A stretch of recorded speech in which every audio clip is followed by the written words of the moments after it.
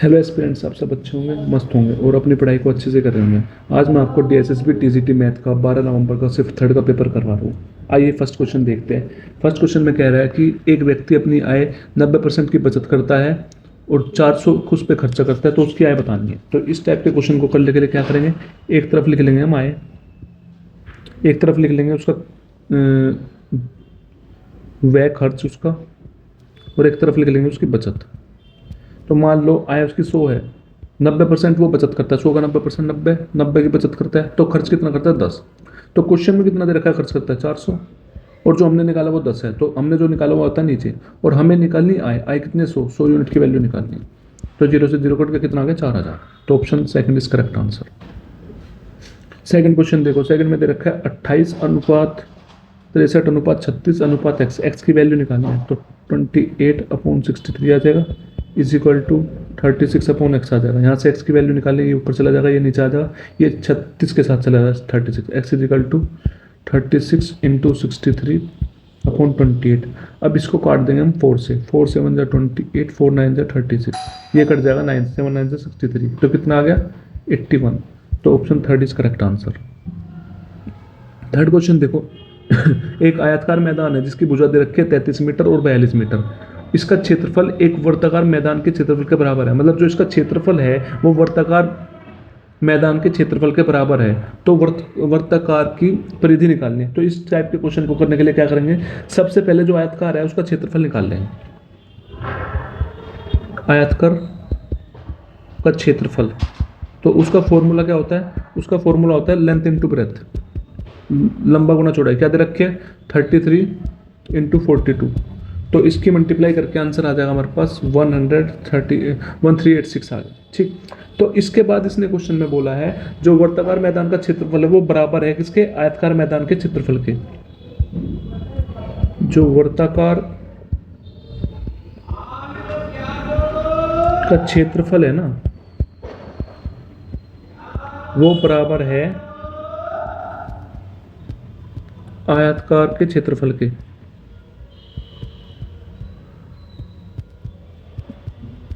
ठीक है, तो इसका मतलब है वर्ताकार का क्षेत्रफल का फॉर्मूला क्या होता है, πr² इज इक्वल टू आयताकार का दे रखा है 1386। ठीक, इसके बाद सोल्व करेंगे हम, पाई की value 22/7, r² is equal to 1386। तो यहाँ से r² की वैल्यू क्या आ जाएगी 1386 × 7/22। 11 से कट जाएगा, 11 दूनी 11 कम 11, 11 दूनी 28, 11 6 66, तो 2 से कट जाएगा, 2 6 12, 2 3 6। तो r² की वैल्यू यहाँ से क्या आ जाएगी 441, और 441 का रूट आपको याद होगा, इसका रूट होता है 21। r की वैल्यू आ गई 21। जब r की वैल्यू 21 आ गई, हमें वर्ताकार की परिधि निकालनी है। क्या निकालनी है, वर्ताकार की परिधि। क्या फॉर्मूला होता है 2πr। तो 2 की वैल्यू 22/7 और परिधि कितनी निकाली अभी 21।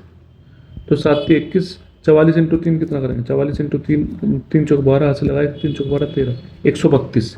कितना आ गया 132। ये देखो कौन सा ऑप्शन है, option first is correct answer.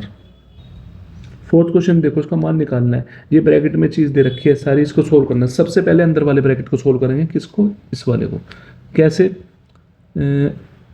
198 into में 18 को डिवाइड करेंगे 9 से, कितना आ जाएगा 2 + 9 इंटू 37 डिवाइडेड बाय 333 और इंटू 3/6। ठीक है, इसके बाद क्या करेंगे, इसके बाद हम करेंगे, अब हम मल्टीप्लाई करेंगे इसकी 198 इंटू 2, ये बन जाएगा हमारे पास 396, और 396 + 9 405। 405 की मल्टीप्लाई 37 में करेंगे, वो आ जाएगा हमारे पास 14985। इसको डिवाइड कर देंगे 33 से इंटू 3/6। अब जब इसको 33 से डिवाइड करेंगे, ये आ जाएगा हमारे पास 45 इंटू 3/6।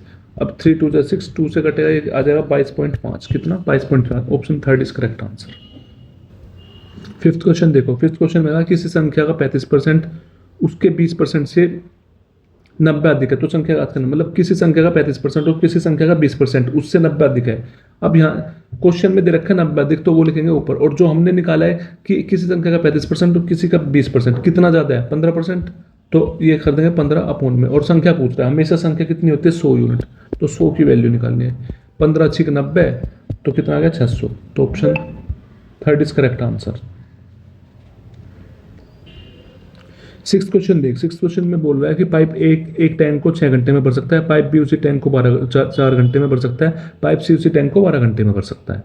तो तीनों को एक साथ खोल दिया तो टैंक कितने समय में भर जाएगा। अब देखो ए किसी टैंक को 6 में भर रहा है, बी 4 घंटे में भर रहा है और सी भर रहा है 12 में। इसका एलसीएम ले लेंगे, पता चल जाएगा टोटल वर्क कितना है, एलसीएम आ जाएगा 12, तो टोटल वर्क हो गया 12। टोटल वर्क को टोटल टाइम से डिवाइड कर देंगे तो हमें पता चल जाएगा एक दिन में इन्होंने कितना काम किया। 12 डिवाइडेड बाय 6 आ गया 2। ए ने एक दिन में 2 काम किया। 12 डिवाइडेड बाय 4 कितना आ गया 3। बी ने एक दिन में 3 काम किया। 12 डिवाइडेड बाय 12 सी ने एक दिन में 1 काम किया। तो तीनों ने काम किया है, तो तीनों ने मिलकर काम किया, तो टोटल काम ऊपर अपॉन में इनका एक दिन का काम नीचे। 2 + 3 5, 5 + 6, तो 6 से डिवाइड कर देंगे, 2 दिन में काम कंप्लीट कर देंगे।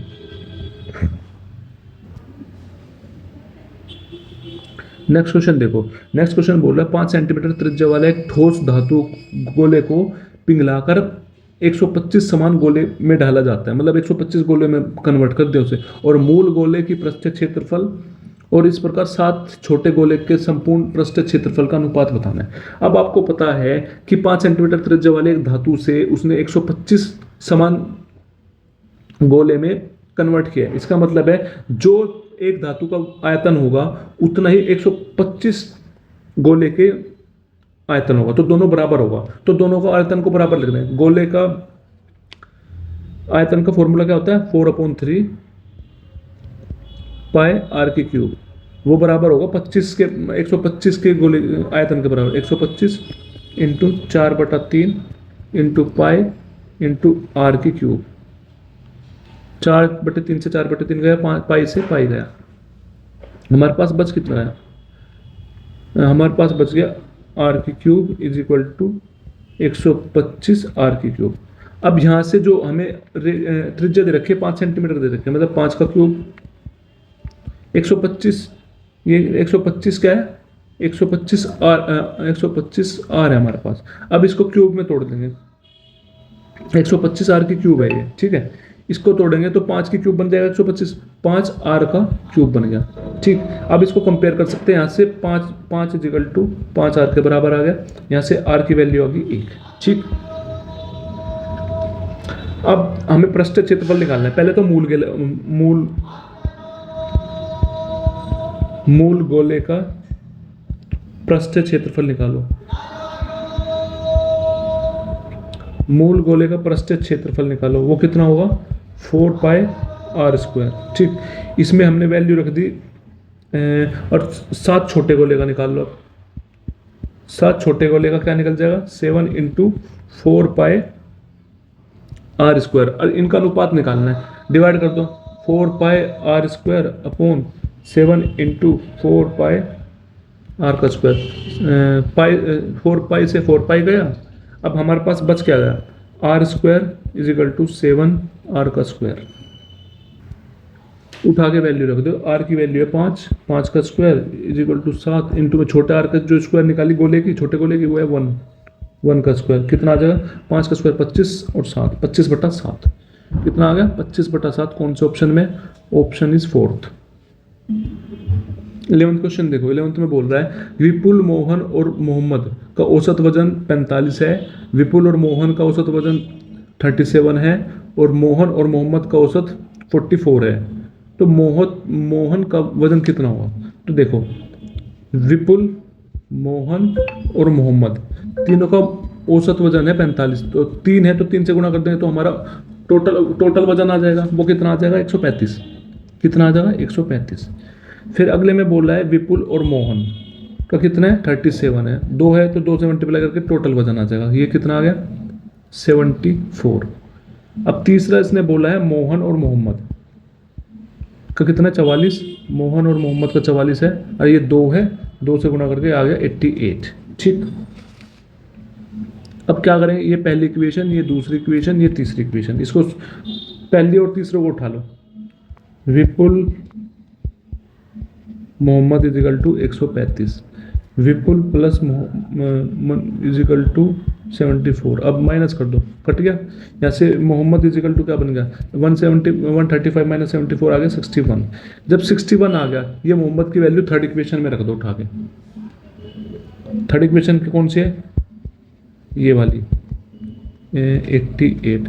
तो m plus 61 is equal to 88। तो यहाँ से m इज इक्वल टू क्या आ गया 88 माइनस 61 कितना आ जाएगा 27। तो इसका आंसर आ गया 27 इज करेक्ट आंसर।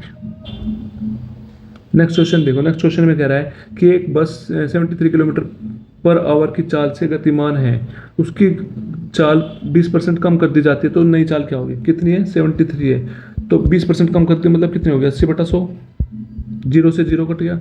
अब 73 की मल्टीप्लाई 8 में कर दो, 8 3 24, हाथ लगे दो 8 7 56, 2 58, कितना आ गया 584/10। 1 0 1 पॉइंट लगा देंगे 58.4। तो option third is correct answer. 13 question देखो। 13 क्वेश्चन में 3 संख्या का औसत 20 है, 2 संख्या दे रखे 12 और 27, तीसरी पूछ रही है। मतलब 2 संख्या तो दे दिया हमें 12 और 27, एक 12 प्लस 27, तीसरी हमें निकालनी है, उसको एक्स मान लेंगे। तो इसका औसत दे रखा है 20। तो यहाँ से 27 प्लस 12 कितना आ गया 39, 39 plus X is equal to 20 प्लस 3 60, वो 20 इंटू 3 60। तो एक्स की वैल्यू कितनी आ गई 60 माइनस 39, कितनी आ जाएगी 21। Option second is correct answer. 14th question देखो। 14th में कह रहा है कि वीरेंद्र एक निश्चित धनराशि को 20% वार्षिक चक्रवृद्धि ब्याज दर पर जमा करता है, और जो ये क्या है, ये ब्याज जो है वार्षिक रूप से संयोजित है। 2 वर्ष के अंत में उसकी जो धनराशि है वो 99,036 हो जाती है। तो उसने स्टार्टिंग में कितनी धनराशि करी होगी। तो आप किस क्वेश्चन को कैसे करेंगे, 20% फ्रैक्शन 20% इसकी फ्रैक्शन हो जाएगी 1/5। मतलब पहले साल 5 से कितना होगा 6, दूसरे साल 5 से 6 हो गए, 5 पंजे 25, 6 छंग 36। हमसे पूछ रहे हैं स्टार्टिंग में कितने थे, मतलब 25 की वैल्यू पूछ रहा है। तो हमें लास्ट में कितनी होगी थी 99, जो क्वेश्चन में रखे 99,036, और हमने निकाली कितनी है 36। तो अपॉन में आ जाएगा 36, हमें 25 की वैल्यू निकालनी है 25। इसको सोल्व कर देंगे, इसको सोल्व कर दो। कैसे करेंगे, 18 2 चौक 8, 2 9 18, 2 पंजे 10, 2 एकम 2, 2 अट्ठे 16, 2 9 18, 2 दूनी 4, 2 चौक 8, 2 7 14, 2 पंजे 10, 2 9 18। इसको सोल्व कर करके इसका आंसर सीधा 68775 आ जाएगा। तो कौन से ऑप्शन में, option first is correct answer. 15th question देखो। 15th क्वेश्चन में कह रहा है कि जो ये दो वैल्यू हमें दे रखी है, इसका रेसिप्रोकल करके इसका डिफरेंस निकाल के फिर इसका रेसिप्रोकल करना है, ये कह रहा है क्वेश्चन में। सबसे पहले रेसिप्रोकल किया 12/7 बन गया, दूसरे का किया 5/7 बन गया। इसको डिफरेंस निकालो। सबसे पहले डिफरेंस आ जाएगा 12 में से 5 का 7, 7/7 कितना आ गया 1। तो फिर इसने कहा फिर इसका रेसिप्रोकल कर दो, रेसिप्रोकल करके कितना आ जाएगा 1/1। तो आंसर 1 ही आ गया। तो option second is correct answer.